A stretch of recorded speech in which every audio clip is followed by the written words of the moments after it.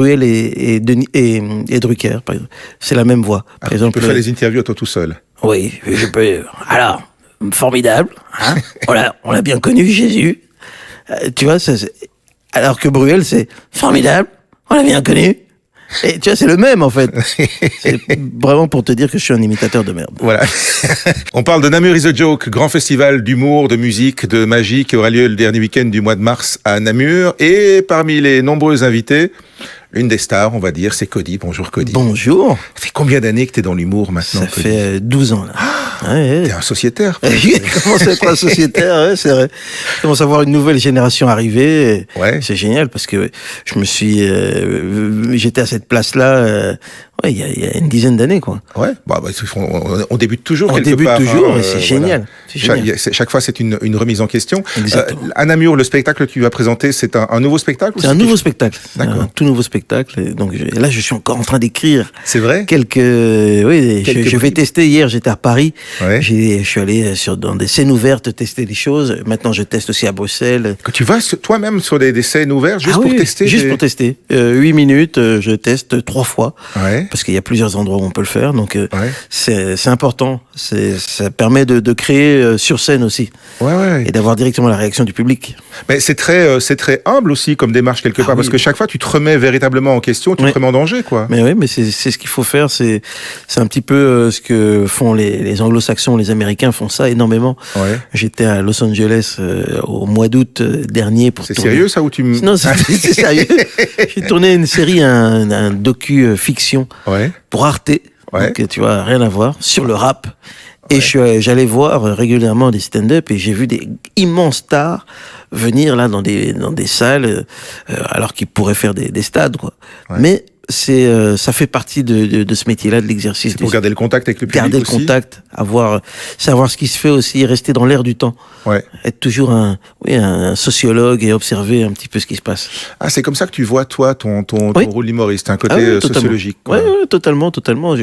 Il faut être en phase avec la période dans laquelle on vit, les sujets, parler de sujets actuels, les traiter peut-être avec son expérience, avec son regard, son bagage, mais c'est observer ce qu'on vit tous aujourd'hui. Alors justement, dans le spectacle que tu vas présenter à Namur le samedi 26 mars, voilà, tu reviens sur les 2 années écoulées ou bien ça n'a rien à voir, tu sors de ce côté-là? Non, je reviens pas sur les 2 années écoulées. En revanche, il y a une évidence pour tout le monde, c'est que ces 2 années sont tellement fortes, tellement imprégnées. C'est difficile de passer à côté. C'est difficile de passer à côté. Donc, ces 2 années sont évoquées à travers certaines choses. Par exemple, je parle de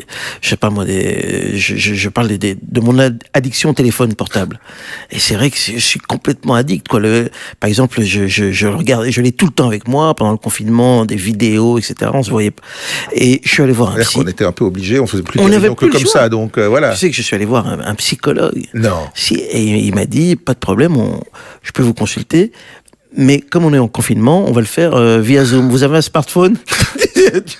Oui, c'est pour me déshabituer du smartphone, justement, voilà. C'est comme si tu as un problème avec l'alcool, on dit, pas de problème, rendez-vous chez Gérard Depardieu. On va en parler avec lui. C'est con. Ouais. Mais voilà, c'est un petit peu... Je parle de choses comme ça, de mes doutes aussi, de mes doutes sur la vie, sur la technologie, je doute de tout. C'est vrai? Et je sais pas dire non, par exemple. Ah. J'ai des petits trucs comme ça. Enfin, maintenant, je me soigne. J'arrive à dire non, mais pendant longtemps, j'étais un peu... Ça veut dire que tu étais prêt à te lancer dans 10 000 projets différents parce que tu n'arrivais pas à dire non? Exactement. Et d'accepter trop de choses. Et finalement, il faut essayer de faire un tri. Et on ne peut pas plaire à tout le monde, de toute façon. Ouais. Alors, il y a aussi la télé chez toi. Est-ce que la télé, le Cactus, dans lequel tu fais des imitations, tout le monde connaît ton imitation de Jean-Paul Belmondo, qui est vraiment juste, enfin, c'est... Jean-Paul Belmondo noir. En plus, il fallait franchement oser. Je veux dire, c'était presque une évidence après, quoi. Voilà. Ça change quelque chose dans le rapport avec le spectacle et avec le public quand tu es en spectacle? Ça change. Oui, déjà, c'est vrai que le Cactus, les vidéos se partagent énormément dans toute la francophonie. Peut-être même plus que l'émission en tant que telle. Plus que l'émission, c'est sûr. Mais c'est clair. Et parce que je me suis retrouvé au Sénégal dans une petite boutique où les types me disent, j'adore le Cactus.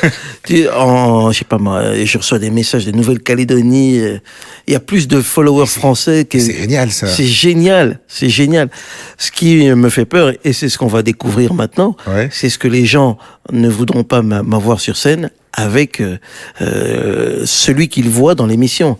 Est-ce qu'ils vont s'attendre à ce que je fasse des personnages déguisés? La réponse est non. Oui. Je ne vais pas... ni Belmondo, ni le prince Philippe. Enfin, le roi Philippe, pardon. Mais par contre, je les évoque quand même. Je les évoque, pas le roi Philippe, mais Belmondo, parce que forcément, je l'ai rencontré. C'était une rencontre incroyable, quoi. L'imiter à côté de lui et que ça le fasse marrer, pour moi, franchement, il n'y a pas mieux, quoi. Ouais, voilà, c'était top. Ouais, c'est la cerise sur le gâteau. Ah ben oui. Ouais. Tu racontes d'autres choses encore dans le spectacle, des tranches de vie, par exemple. Quelles tranches de vie? J'évoque un petit peu des choses parfois un peu plus intimes. Par exemple, j'ai perdu mon père en 2019 et oui, j'évoque un petit peu les funérailles, comment ça se passe chez nous, etc. Chez nous, donc côté congolais. Hein, non, mais c'est vrai que je parle de ça, de ce que représentait mon père pour moi. Et tu sais, les gens te disent souvent, et ça c'est très affectueux, ils te demandent qu'est-ce qu'on peut faire pour toi, n'hésite pas, si je peux faire quelque chose pour toi. Et c'est vrai que ça fait vraiment plaisir et c'est sincère. Mais au bout du 50e qui te demande qu'est-ce que je peux faire, tu te dis, peut-être que samedi, en fait, j'ai un déménagement. Si tu pouvais venir m'aider, ce serait pas mal. Et on peut demander, j'imagine, si tu veux, je me sers de ça pour le garder avec moi dans le spectacle. Et pour l'emmener avec moi encore pendant quelques années. Tu sais, de l'avoir près de moi, il est là. Mais après, voilà, l'idée, c'est pas d'emmerder les gens.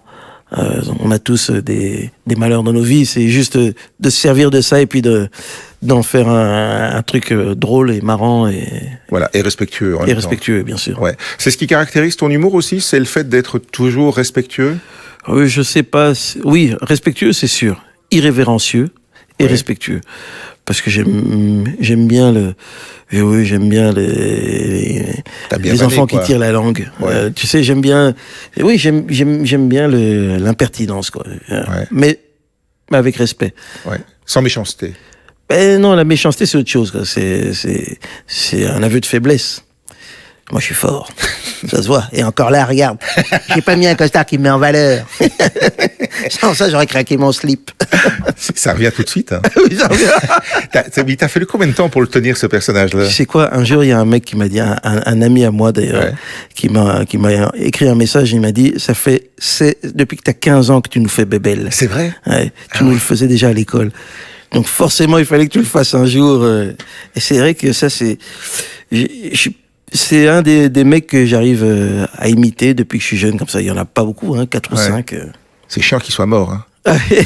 En plus, il m'avait dit, je viendrais voir le spectacle. Merde. Mais c'est moi, j'ai traîné avant d'écrire ce spectacle. Voilà. Ça... les autres, c'était aussi des personnages que tu traînes depuis l'enfance ou bien tu les as travaillés au fur et à mesure? Non, je les ai travaillés. Finalement, moi, je suis pas un imitateur, j'ai pas de performance vocale. C'est plutôt de l'incarnation. Voilà. Tu vois? J'essaie de trouver... personnifie, quoi. Voilà, j'essaie de choper une attitude, un geste. Et après, il y a le déguisement, il y a le contexte qui est bien amené au Cactus. Et donc, je m'amuse, c'est un boulevard. Mais sinon, je suis pas vraiment un imitateur. Oui, certaines voix, j'arrive à les faire un petit peu. Comme Bruel, par exemple. Bruel et Drucker, par exemple. C'est la même voix. Par exemple, tu peux faire les interviews à toi tout seul. Oui, je peux. Alors, formidable. Hein. On l'a bien connu, Jésus. Tu vois, alors que Bruel, c'est formidable. On l'a bien connu. Et tu vois, c'est le même, en fait. C'est vraiment pour te dire que je suis un imitateur de merde. Voilà. ça, c'est pas dans le spectacle. C'est pas dans le spectacle. Ça, c'est le cadeau bonus à aller voir sur les réseaux sociaux. Le cadeau bonus. Cody, c'est le 26 mars. Namur is a joke. Bonne joke, alors. Hein. Merci very much. Et puis, j'espère vous voir nombreux. Et j'espère te revoir une prochaine fois. Avec plaisir.